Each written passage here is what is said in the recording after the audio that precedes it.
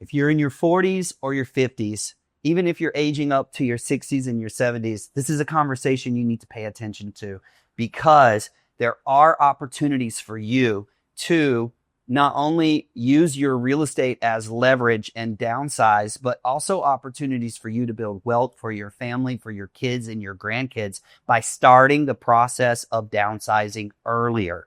People might not understand that they have tax benefits that they can carry on to the next home when they downsize. If we're not having these conversations now, it could cost you more money. Your kids might not be prepared, and you might be leaving them with additional expenses versus what you're thinking that you're leaving them with.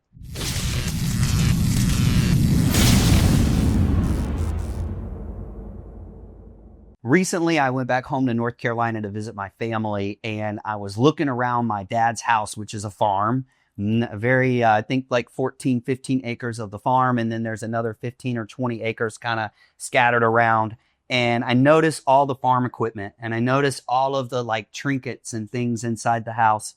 And then I came back, and you and I started talking about the aging community of seniors that we're seeing in the real estate market, in particular for folks like you and I in our, early 40s. Our family, moms and dads and grandma and grandpas are kind of getting to that phase. So I wanted to introduce you to Sonia today, because Sonia is a senior real estate specialist, and I want her to tell you a little bit about that. And then we can talk a little bit more about how we're planning on helping our seniors and their families through this transition. Well, one of the things that I noticed being a senior real estate specialist is how our senior clients can find themselves overwhelmed and kind of stuck in their current homes because of all the things that are in the home. A lot of times they've collected items that are really important to them, or might be even collectible items, or they have antique furniture, and they have a hard time parting with that. Even when it comes to downsizing or finding a home that will be more appropriate for them, what do they do with all the things? A lot of times their kids have moved out of state and they follow their jobs and their families. They don't have the help here to help them downsize and find what to do with the things that matter to them, and also financially contribute to where they're going next. You really can start small. So if you're looking for a company, if you're looking for a real estate agent or someone, they're probably not going to know much about the estate sale process, because a lot of real estate agents, they're running their own businesses. So they don't have a lot of like actual support from the brokerage itself on how to find people. They just create, what we used to call a long time ago, like a Rolodex of people or a group of contacts, and they go through the group of contacts and they call these estate sale folks. And a lot of times, if you're trying to manage the customer service experience of the client, you can really lose traction with your client due to how some of the vendors, such as estate sale companies, influence, the activities at the house. So talk to us a little bit about some investment strategies that you might have for seniors that are getting ready to do this. And then I'll follow up with a little bit about how I think like an estate sale company should be ran. Well, one of the things that some of our senior citizens in California might not be aware of is the Prop 19. That is a way to save in taxes when they want to buy the next property. So for example, someone bought a property, let's say beginning of 2000, and it's been 20 plus years. Let's say they purchased that home for $400,000. That's their base, their tax base that they're paying property on. Over the last 20 years, that original base might have gone up with inflation and everything else to, let's say, $600,000. Well, now when they sell that home, they sell it for $1 million. And let's say the next home they want to buy, even though it's downsizing, over the 20 years, prices have gone up. So even that smaller home might be $1.2 million. Let's say they buy it in a beautiful, active 55 plus community where they have social hours and activities, play pickleball and all of that. Well, now they're thinking, I have to pay taxes on 1.2 million and I was only paying taxes on 600. So that's a big difference. So with Prop 19, what happens, they can carry over that base of 600,000 that they're paying. They sold their house for $1 million, so they can buy up to $1 million and have that original tax base. So now in this case, because they're buying at 1.2 million, you take the difference between $1 million and 1.2, which is 200,000. You add it to their original base, which was 600, so that's 800. So now they're paying 800,000 on a home that's actually 1.2 million. 800,000. You're paying a tax basis on 800,000. Yes, they're paying tax base on the 800,000, which can be several $1,000s a year Yes. in tax savings. And they can do that up to 3 times in their life. And that starts at what age group again? 55 plus. 55 plus. So Yeah. here in particular in San Diego County, what I've also noticed is a lot of times the 55 plus communities, like in Rancho Bernardo and some of the other ones, not only is it the houses a little bit larger, but they're actually a little bit even more affordable because it shrinks the available pool of people by having it as a 55 plus only community. There are several condo communities in North Park and in Hillcrest that actually are 55 plus condo communities too. So it doesn't just have to be about a single family, or it doesn't have to just be using Prop 19 for tax portability. Literally, people over the age of 55 have access to homes that other people cannot even put a bid in on. And even the condos is a great idea because a lot of people, when they're retired, they want low maintenance. They want to travel. Right. They don't want to worry about, everything else that has to be handled in a home. So that's another great thing. And North Park, Hillcrest are walkable neighborhoods. Like we're legally only supposed to say stone throw, right? We can't because we don't want to discriminate. But you can get to the grocery store easily as a senior. It's a relatively safe areas where you can have assistance. There are hospitals closer by. It might not be honestly 100% ideal for somebody who's moving from like a 5,000 to 7,000 square foot home to go to like a 600 square foot or a 700 square foot condo. But if you factor in the desirability and the community, it becomes almost like an exciting thing for them. It's a new way to make friends and those types of things. So, well, a lot of times people find themselves in big homes because they had, their kids were in high school and then they went to college and then they're getting married and they're like, okay, when we have grandkids, they're going to come over. We need these space. We need all these extra rooms. And then they're hoping the kids are going to inherit the home. But then down the road, I've had a few clients where the kids did not want their home. They're like, we don't really love the neighborhood. We found something else. And then the parents are still stuck in these old big homes where most of the bedrooms are upstairs. I've had a client in Forest Ranch where she says she hasn't been upstairs in months. And there's only one small bedroom that she's using downstairs because her niece can handle, now that she's in her late 70s, going up and down the stairs all the time. But she didn't know about the downsizing and being able to carry her taxes over. She was worried about that because now they're on Social Security and they're on fixed income, and a higher tax bill would mean a different lifestyle. And then the other thing is a lot of times they've collected all these items and they have memorabilia and important things to them, but the kids don't care about it. Yeah. Again, they have teenagers. They're worried about other things like, Mom, I don't want that. I don't want that couch. Well, that couch might mean something to someone if they're in antiques and things like that. So instead of just having a regular garage sale or just donating everything, working with an estate sales company can help them have additional money that will help them with the move, or maybe it will help them furnish the next home with, and now this furniture doesn't fit. Absolutely. And I think one of the things that I feel like with the estate sale kind of side of things, like we're getting ready to start that here at JAG, because we've been talking about where are some of the gaps between what the clients need and what the clients are getting, and then how can we correct that for them? Like, what can we do? Growing up on a farm with a mom who, was a home economics teacher. She used to restain furniture, and my dad would help her with some upholstery stuff. Like, there was a lot of stuff that we did, that was kind of like older school stuff, like stuff people would have done like in the 1930s and the 1940s.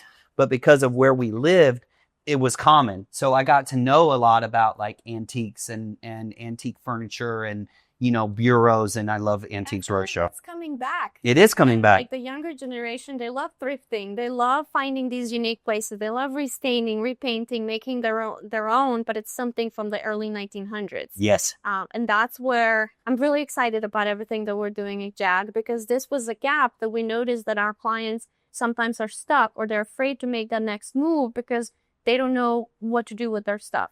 And then dealing with an estate company that's possibly out of state, or, it's another set of hands and another set of people that are coming in that they have to now manage all of that. And with us coming in, we can help them with that. If they're not ready to sell, they don't have to, but at least we can help them, downsize it or get some. Start the conversation Exactly. about downsizing, because the downsizing is really going to help the real estate market, also for the younger couples too, because we're seeing a lot of couples in their 30s and in their 40s holding off on having kids because they know they can't afford to buy a house in a neighborhood where they'd want to put their kid in school.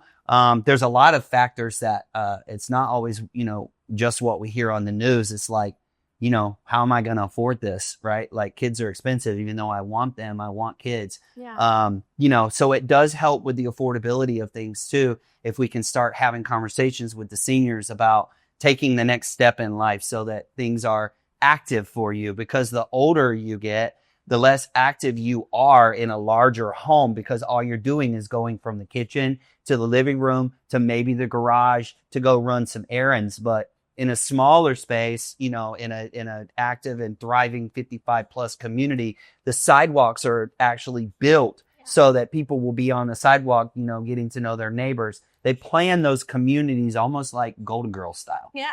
So you get to know your neighbors, and, so it's really nice. It's a good idea, and it's a great time for families to start talking about it in advance, because that's the types of things we can help them with. Yeah. I've had clients, for example, who sold in their home in Poway that they've had it for 30 years, and then they've used Prop 19 and they went into the 55 plus community. Now to them, a school district is not important anymore because they don't have little kids. But for young families, it is. So they want to be in that Poway Unified. They don't want to be in a new build, I don't know, in Escondido or something, where this older couple, they were excited to be there because of that, because of the community is designed for them. There's a pickleball team they can be on. There's a social hour. They get to know their neighbors. There's an HOA that takes care of everything outside, so it's easier for them to maintain that. And like you said, it frees up a home for a younger family that might be looking to be in that neighborhood. Yeah, especially in It's for everybody. It's for their lifestyle and for the kids, for the schools, and all of it. And I think the biggest frustration that most people see is the fact of just trying to pack it, trying to organize it, having someone to go through it with you, that's got like an emotional center, because they're not connected to the items. They're not connected to the memories of the items, because a lot of times I think if your family is trying to help you and you're the mother or you're the father, you can get overwhelmed extremely easily. But having like a third party, like a estate sale company, with the real estate knowledge in the background and the moving knowledge in the foreground, we can make the transition a lot easier for people. They can literally just kind of roll into it slowly, so that if anything happens over the next 2 or 3 years, they've already started the conversation. They've already started part of the packing and the moving and the planning. And then they can move on from there, which is, are we going to go into a 55 plus community where we have our own building and we have our own condo that's, more like a single family? Or is it better for us to go into one, like I know there's several in Scripps Ranch where, it's like a big apartment complex almost, but you can buy those condos. And those condos do come with HOA services. So they do have like a medical person on board at the front desk area. They have like a medical center that's open 24 hours a day, or somebody on call 24 hours a day. So you're not necessarily paying a ton extra for those services, because, you basically took some of that tax basis and you're kind of moving the money around in a very healthy way. And that's one of the reasons I also like these types of communities as well. The other thing that Prop 19 does is when kids inherit the home, if they move in and live in the home, they get to keep those same tax bases. And it's important to know when people start planning their estates that if a kid plans, let's say they live somewhere else in another state, another city, and they plan to keep the home and turn it into a rental, they cannot keep those tax bases. So it's something to start having these conversations now. What do kids plan to do with that property if the parents are leaving it to them? And will it be beneficial? Because if they think, oh, mom and dad are only paying $2,000 a year, that's great, let's turn that into a rental. If they don't move into the home, the tax basis will get reevaluated to the current value of the home. So it's a good conversation to start having, whatever the plan is. And maybe they want to move closer to the kids. And maybe the sale of the house and the sale of the estate will help build an ADU and the kids, on the lot with the kids, so they can have the multi-generational living. There's definitely options, but it's important to start this conversation while the senior is still healthy and well, and they have options. Unfortunately, a lot of times what happens, these conversations are not being had in time, and then the parent is sick and now they need additional care, and the house is filled with stuff, and the kid lives in Connecticut or somewhere, and it's a hassle for everyone. It then becomes sense of urgency, and then they're selling things to nothing, like a garage sale. They don't even have the time to go through it. Oh my God, this is, I don't know, a comic book from the 80s that would sell for thousands of dollars if we had the right buyer and we had the time to do it properly. Yeah. And that's the whole point of, the estate sale company, because the plan, I'll give you for instance, we just went to a property about 2 weeks ago where the owner had died on site. And I think the owner was maybe about a week or a week and a half, and the mailman was the person who found out because they noticed that, the person wasn't picking up their mail. So when we went to look at the property, it was basically floor to ceiling boxes in the garage, and then floor to ceiling boxes of stuff in each bedroom.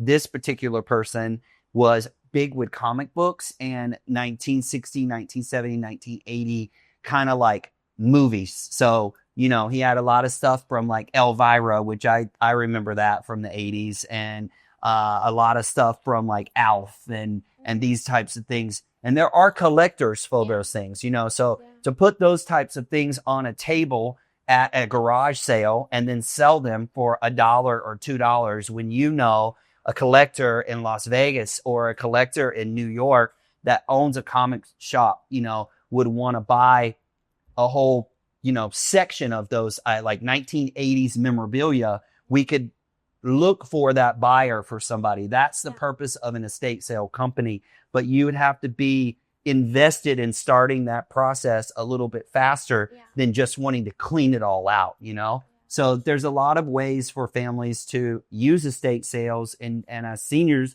use their opportunity for now being a senior, right? And carrying some of these tax bases over to really kind of get a leg up in life. It doesn't mean that just because you're selling the house that you raised your kids in, that you're not valuable to your community anymore. Sometimes you just need to move to a different community to find that value as an older person. Yeah. Unfortunately, there is currently a loneliness pandemic, especially with the senior citizens. And the story that you shared, it's so sad, but I'm sure it's not the only one. I'm sure it happens often where they get discovered by a mailman or just a delivery or something. Having these conversations and helping them still find value and quality in life in the older years, and being within the right community, being nearby places that will contribute to their life and the quality is really important. And starting with maybe just the stuff that's inside and starting to have these conversations, because there's a lot of fear too. And that's one of the reasons why I wanted to get certified as a specialist in senior real estate, is because there's additional needs. There's additional type of care that these clients need, that it's not just, oh, let's put your house on the market. They need their hand being held. They need help sorting through the items. They need to understand what options they have, again, before it gets too late. Yes.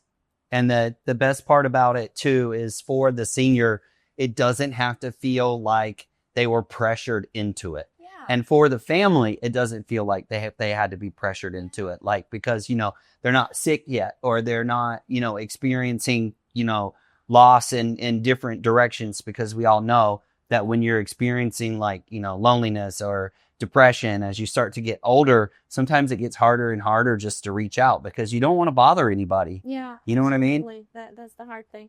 And for example, even if, let's say, their home works for them, it's perfect, but there's boxes in the garage from floor to ceiling or in another room, maybe going through that stuff and helping them sell some of it will provide additional financing for some of the things that they want to do. Absolutely. Maybe, I don't know, they like to get a massage once a month, maybe, acupuncture, chiropractor, whatever it is that they don't have money because they're on fixed income and their Medicare doesn't pay for it. This could improve their quality of life, especially if the kids are like, Mom and Dad, thank you for collecting that, but I'm not interested in that. That can be an additional way to improve their quality of life.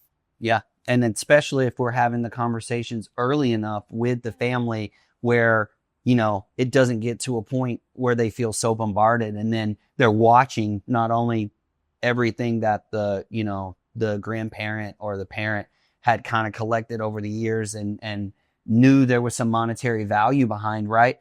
They're not watching that money go out the door of the family or go out the door of the estate. Yeah, because if you wait too late, and again, there's that sense of urgency, then you're losing money, what that could have And been. you miss things, Yeah. right? The mistakes get made very easily when we're in a hurry. The other thing with senior citizens, there's so much fraud that goes on. It breaks my heart. But coming from banking, I used to manage a Chase branch in Rancho Bernardo. There's a big senior community there. It's crazy how many calls, how many emails, how many ways they get contacted to try to get money out of them, pretending to be their grandkids, pretending to be whatever, where they send the money. That happens in real estate too. We always have to check the person that we're talking to. Is that the right person? Is that the person on the title? Do they have the right to speak on behalf of this property? Are they the proper trustor, whatever it is? So it's really important. I want to start having these conversations and start educating seniors to work with people that they can trust, to work with people that really care about them and who are going to guide them through the process and not try to make a quick buck and scam them out of. It's important. Yeah. It's important for the baby boomer, they call them the baby boomer generation. It's important for the baby boomer generation to have like this kind of like forefront on what are we going to do, because it's also not fair to leave all of these extra duties and responsibilities to your kids. Yeah. Like, you have this big, beautiful house or, condo or whatnot. And then at the end, you've got it stacked up so high with boxes that you didn't notice the leak that happened 3 years ago in the garage because you don't park the car in the garage anymore. And now there's $20,000 worth of damage on the roof. So what is your heirs and your children going to think to do? They're going to be like, wow, this is so overwhelming. I don't even know where to get started. On top of the senior, transitioning into, let's say, a healthcare facility or a nursing home, or they have a surgery and they have to go to the hospital. There's a lot of stuff that can go wrong quickly in those situations, and being prepared and starting having these conversations earlier on really, like, it not only gives you clarity, it also gives you peace of mind. Absolutely. And they're a very independent generation. They've been through a lot, and like you said, they don't like asking for help. So I think, and some of them don't even have kids, or they don't have kids nearby. So they're not having these conversations with anybody. And I love that we're looking to be more involved in the community and be out there and educate. Like you said, it can just be a conversation. Yeah. And just to teach them what options they have and to protect them from some of these scams that are out there, and show them it doesn't have to be tough. You don't have to do it alone. Yep. And that's why we call our real estate brokerage JAG Real Estate, because we are trying to make sure we are the protectors for the client. And in particular, for the seniors, it's very important that they feel like they have somebody that's like their advocate, and JAG stands for Judge Advocate General. So that is the person that in the military is watching out for the soldier. And a lot of these older families and these older, and our seniors, they've been through a lot. Like what you just said, they deserve to have somebody in a corporation or a company that's actually going to take them seriously and look out for them. Yeah. I come from a culture growing up in Bosnia where we take care of our elderly. And having multi-generational in the home. I grew up with my parents. Of course, they helped babysitting us, but then now my parents are taking care of my grandfather, who is 92 years old. So I have a special place in my heart for our senior citizens. They've helped us become who we are today, and one day we're going to get old too. Yeah. And I want to set a good example when we are there to teach our younger generations to take care of their elderly. And I think it's also important to note, like, some of the most happiest places in the world, I think they call them the green zones. Some of the most happiest places in the world, there's a direct correlation to happiness when younger people are connected to older people.